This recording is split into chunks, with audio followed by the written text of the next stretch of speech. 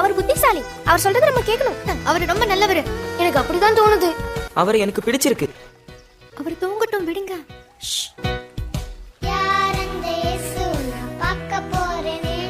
Shalom. Shalom. நல்லது. உங்களுக்கு வீடு இருக்கா? என்னோட பிதா எனக்கு தேவையான எல்லாத்தையும் கொடுக்கறாரு. உங்க அப்பா பணக்காரரா? இன்னொரு முறை இந்த கேள்விக்கு பதில் சொல்றேன். உங்களுக்கு பிடிச்ச உணவு எது? எனக்கு பல விதமான உணவுகள் பிடிக்கும். ஆனா குறிப்பா பல காரணங்களுக்காக எனக்கு அப்பம் பிடிக்கும். பிள்ளைகளா, ஆண்டவரின் வார்த்தையை எடுத்து மத்தவங்க கிட்டயும் பகிர்ந்துக்கணும். அப்புறம் வீட்டுல அப்பா அம்மா கிட்ட மரியாதையா நடந்துக்கணும். அப்புறம் ரொம்ப முக்கியமா மோசையோட சட்டத்தின் படி யாரை நேசிக்கணும்? தேவனாகிய கர்த்தரை முழுமையா நேசிக்கணும். ரொம்ப சரியா சொன்ன. வேற யார் நீதியை விரும்புவாங்கன்னு உங்களுக்கு தெரியுமா? கர்த்தர் நீதியை நேசிக்கிறார். நீங்க இங்க இருக்கிறதுக்கு என்ன காரணம்?